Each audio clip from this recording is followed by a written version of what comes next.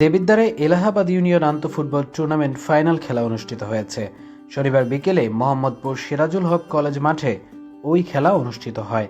খেলায় ফুলতলী ফুটবল একাদশ বনাম শুভপুর ফুটবল একাদশ অংশগ্রহণ করেন। পুরো সময় জুড়ে দর্শকদের মাঝে টান টান উত্তেজনা ছিল। এক এক গোলের মধ্য দিয়ে খেলার সময় শেষ হয়। পরে ট্রাইবেকারে ৩-২ গোলে শুভপুর ফুটবল একাদশ বিজয়ী হয়। দেবিদ্বার উপজেলা বিএনপির সাবেক যুগ্ম আহ্বায়ক জালাল আহমেদ খানের সভাপতিত্বে খেলায় প্রধান অতিথি ছিলেন কুমিল্লা উত্তর জেলা প্রতিনিধি বিএনপির সাবেক সিনিয়র যুগ্ম সাধারণ সম্পাদক ব্যারিস্টার রিজভিউল হাসান মুন্সি। খেলার পরিচালক ছিলেন বিশিষ্ট সমাজসেবক মাসুম সরকার।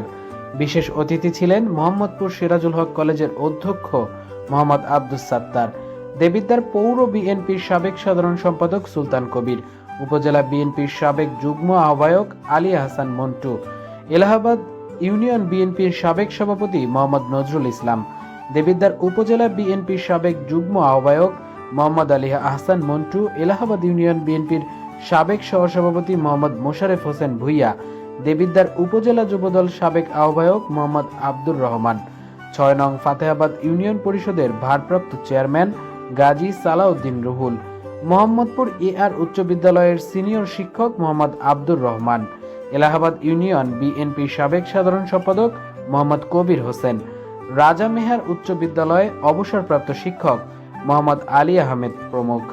এদিকে খেলার পরিচালক মাসুম সরকারের আয়োজনে আমন্ত্রিত অতিথিদের ক্রেস্ট ও ফুলেল সম্মাননা দেওয়া হয়। খেলা শেষে বিজয়ী ও রানার্স আপ দলের হাতে পুরস্কার তুলে দেন অতিথিরা।